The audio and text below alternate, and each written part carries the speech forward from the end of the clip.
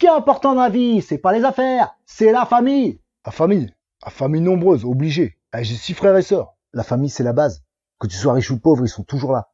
Oui, non mais moi je suis pas du tout, mais alors pas du tout famille. Très peu pour moi. La famille, c'est sacré. C'est quelque chose de bien plus fort que chez vous. Vous nous prenez pour des sauvages, parce que nos oncles, nos tantes, on les appelle nos pères, nos mères.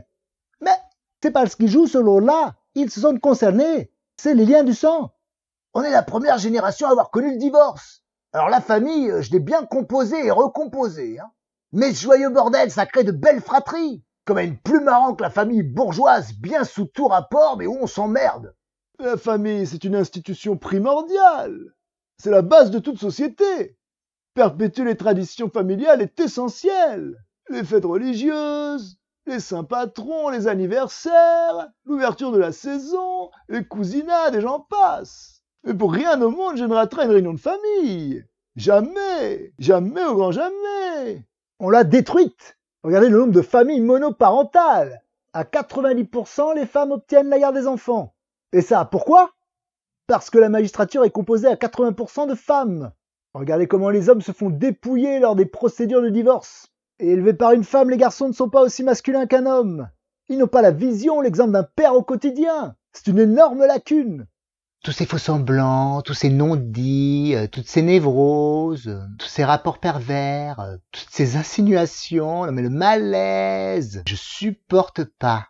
La famille, c'est sacré! Tu sais, moi, les autres, je m'en fous un peu, à la vérité, hein. Mais alors, mon Raphaël, ma Salomé, c'est sacré! On sort pas avec la sœur d'un poteau. Pas touche.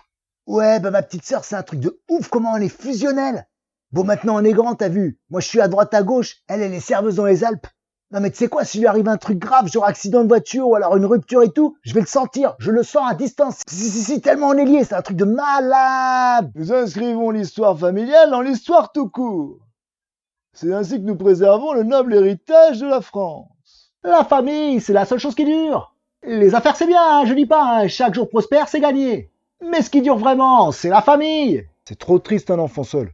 Même si c'est un riche, je voudrais pas. Quand je vais à une réunion de famille, bon ben, déjà c'est en cas de force majeure, hein, je vous le cache pas. Ah, mais je chronomètre mon séjour. Je suis dans une sorte d'apnée psychique. Mais la famille, c'est l'éducation. C'est transmettre son histoire, son savoir, son héritage aux nouvelles générations. Si on commence à compter sur l'école, mais tout va à volo. Le monde moderne vit sous les vraies valeurs. Tout est fait pour que tu oublies ta famille, que tu penses qu'à toi.